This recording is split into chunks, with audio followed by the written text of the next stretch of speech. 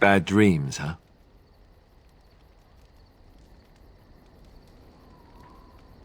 Well, it is real. Sort of. You see, part of being a Grey Warden is being able to hear the Darkspawn. That's what your dream was, hearing them. The Archdemon, it talks to the Horde, and we feel it just as they do. That's why we know this is really a blight. I don't know if it's really a dragon, but it sure looks like one. But yes, that's the Archdemon. It takes a bit, but eventually you can block the dreams out. Some of the older Grey Wardens say they can understand the Archdemon a bit, but I sure can't. Anyhow, when I heard you thrashing around, I thought I should tell you. It was scary at first for me, too.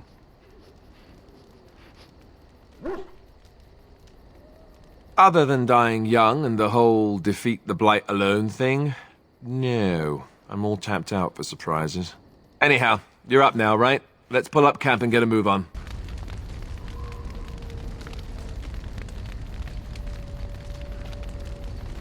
Yes? Well, here I am. I knew this would come up sooner or later. I don't know how to explain, but I had a dream. In it, there was an impenetrable darkness. It was so dense, so real. And there was a noise, a terrible, ungodly noise. I stood on a peak and watched as the darkness consumed everything. And when the storm swallowed the last of the sun's light, I fell, and the darkness drew me in. When I woke, I went to the Chantry's gardens, as I always do. But that day, the rosebush in the corner had flowered. Everyone knew that bush was dead. It was grey and twisted and gnarled, the ugliest thing you ever saw. But there it was, a single beautiful rose. It was as though the Maker stretched out his hand to say, even in the midst of this darkness, there is hope and beauty. Have faith. In my dream, I fell, or maybe I jumped. I'd do anything to stop the Blight. I know that we can do it. There are so many good things in the Maker's world. How can I sit by while the Blight devours everything? That is why you're a Grey Warden. Come, there's a Blight to stop.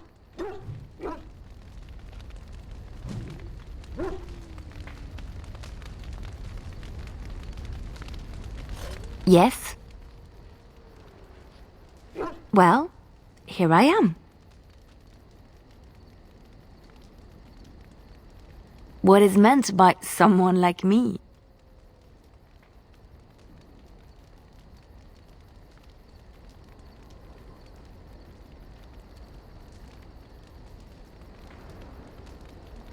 Did you think I was always a cloistered sister? The Chantry provides succor and safe harbor to all who seek it. I chose to stay and become affirmed.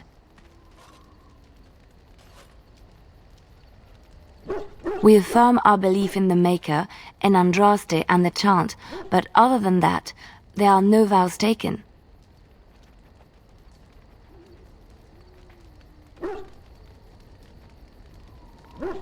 The Chantry does not pride, and you should.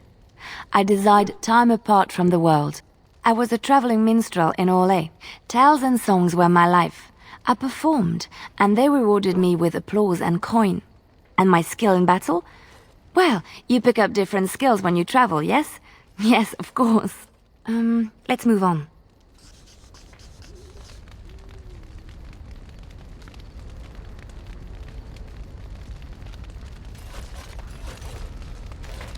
What do you need? You don't have to do that. I know you didn't know him as long as I did.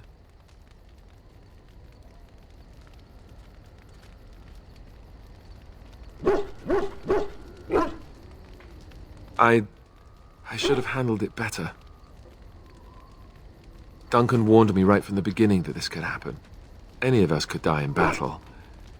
I shouldn't have lost it, not when so much is riding on us, not with the blight and everything. I'm sorry.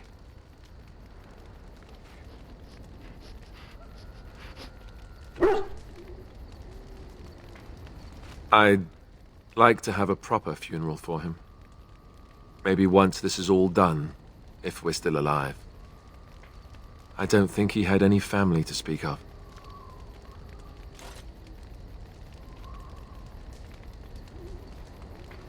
I think he came from Hyeva, or so he said. Maybe I'll go up there sometime. See about putting up something in his honor. I don't know. Have you had someone close to you die? Not that I mean to pry, I'm just...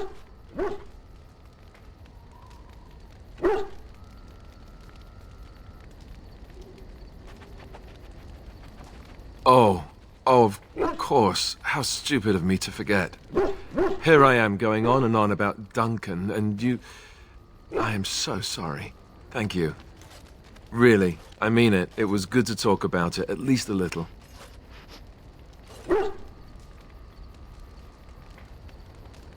I'd like that.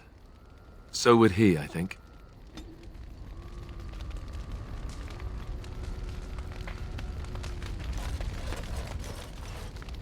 Why are we stopping?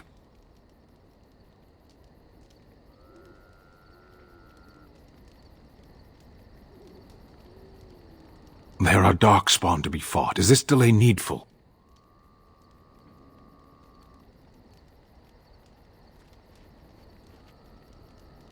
You are concerned. No need. I am fit enough to fight.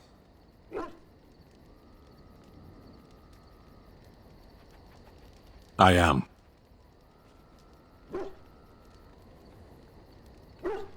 The Antam are the eyes, hands, and mouth of the Qunari. We are how my people know the world.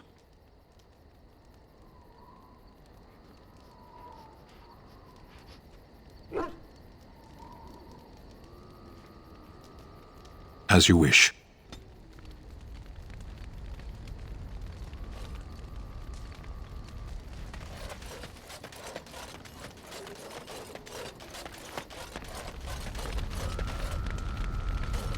What do you wish of me?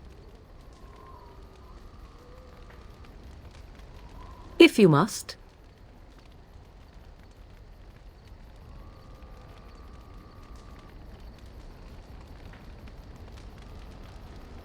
Why do you ask me such questions? I do not probe you for pointless information, do I?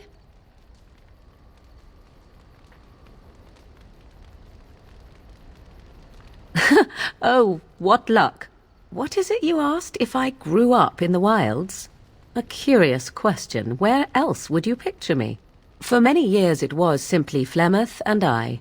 The wilds and its creatures were more real to me than Flemeth's tales of the world of man. In time I grew curious. I left the wilds to explore what lay beyond, never for long. Brief forays into a civilized wilderness. For the most part, Flemeth taught me well. For all that I had been taught, however, the truth of the civilized lands proved to be overwhelming. I was unfamiliar with so much. So confident and bold was I, yet there was much that Flemeth could never have prepared me for.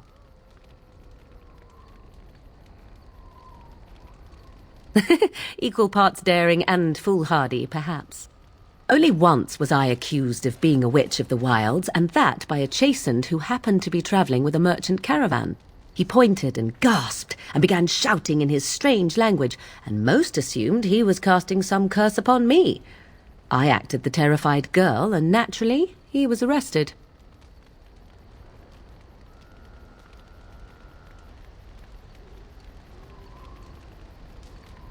Men are always willing to believe two things about a woman. One, that she is weak, and two, that she finds him attractive. I played the weakling and battered my eyelashes at the captain of the guard. Child's play. The point being that I was able to move through human lands fairly easily. Whatever humans think a witch of the wild looks like, 'tis not I.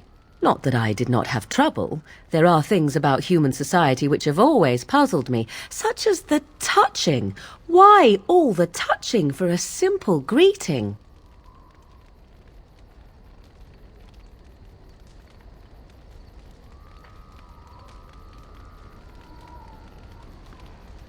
To begin with, yes. What is the point of touching my hand? I find it an offensive intrusion. There were many nuances that Flemeth could never tell me of. When to look into another's eyes. How to eat at a table. How to bargain without offending. None of these things I knew. I still do not understand it all, truth be told, but then I gave up long ago any hope of doing so. When I returned to the wilds last, I swore to Flemeth that I had no intention of leaving again.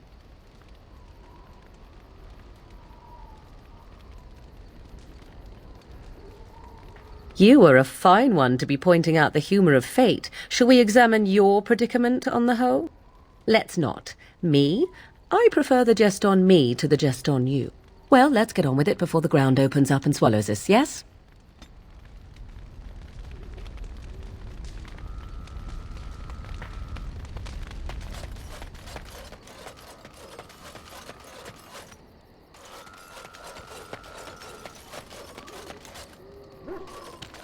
You're a hard woman to find.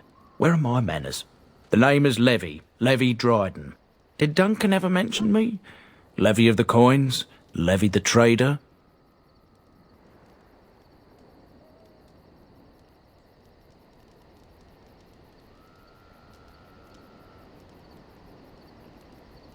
Really? He never told you of old Levy? We've known each other for years. But here I am carrying on while you have a blight to stop. Don't want to waste your time. But you see, Duncan promised that together we'd look into something important for the Wardens. And for me. But poor Duncan's... well, no more. A tragedy it is, at that. But I know he would want his work carried on. His pledge fulfilled.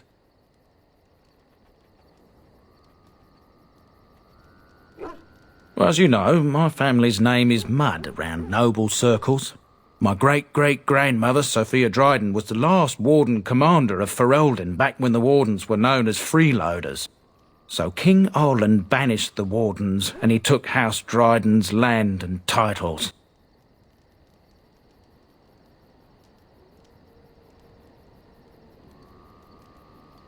Hard to say. After King Arland died, there was a civil war, loads worse than this one, and our family was on the run, hunted by enemies, with nary a friend in the world. But Drydens are tough. We rebuilt, became merchants, and we never lost our pride.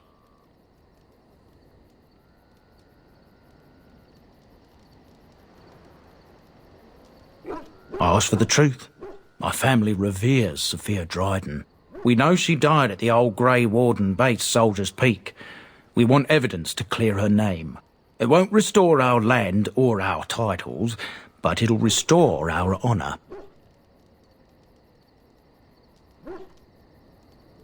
Well, no one's been to Soldier's Peak since Arland's days. At least none that's come back. I spent years mapping the maze of tunnels to the peak, and I found the way a few years back.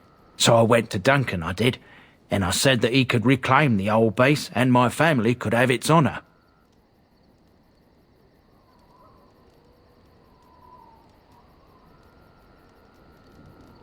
Soldier's Peak is strategic and symbolic importance. Duncan said that it would be worth it right there. He also hoped to recover lost Warden history and perhaps a few old relics. No one knows what's up there now.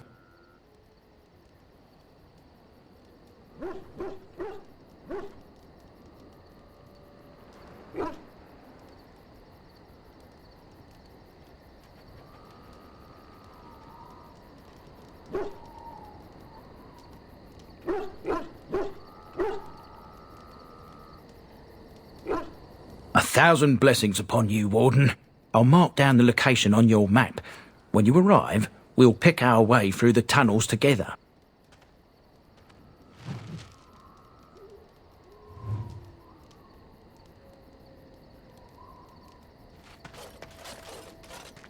Ah, it's good to see you, my timely rescuer. Bodon Feddick, at your service once again. I saw your camp and thought to myself, What safer place to rest for the evening than in the camp of a Grey Warden? I'm perfectly willing to offer you a fine discount for the inconvenience of our presence. How does that sound? Good? Yes? I'm sure you'll be pleased with the goods my boy and I have collected, and with your discount.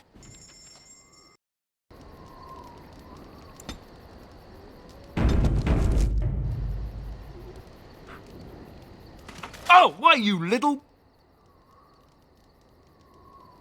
Your furry friend here took offence at me getting near his food. He snapped at me, look.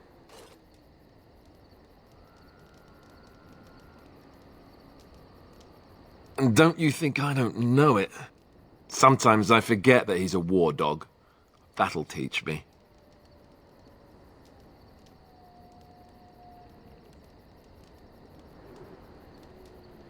I once heard a really old legend about how the Hound warriors in the days of the old tribes would feed their Mabari the flesh of the vanquished.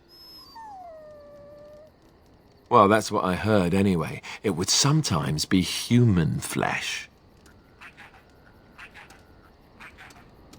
Oh, like you can tell the difference. For all you know, maybe you've already been fed something. Someone.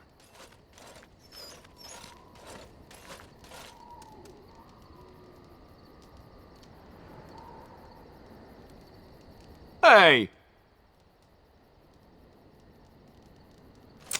Look at what your fool dog placed in my pack. A putrid, half-eaten hare is not something a woman wants to find in her unmentionables.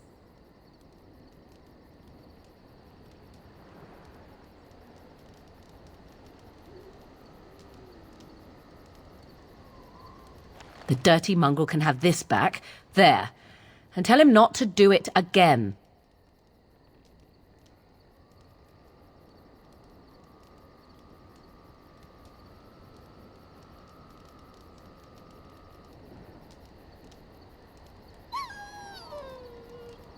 I don't want it, you worthless fur bag.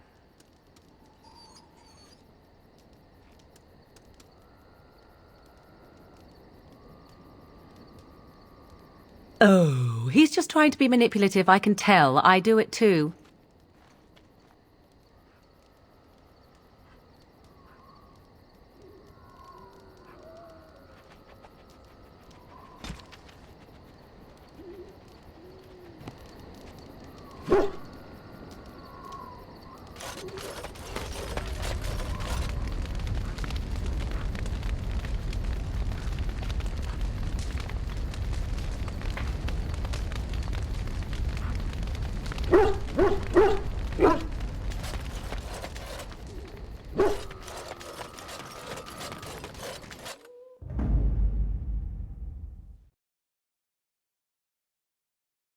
Yes.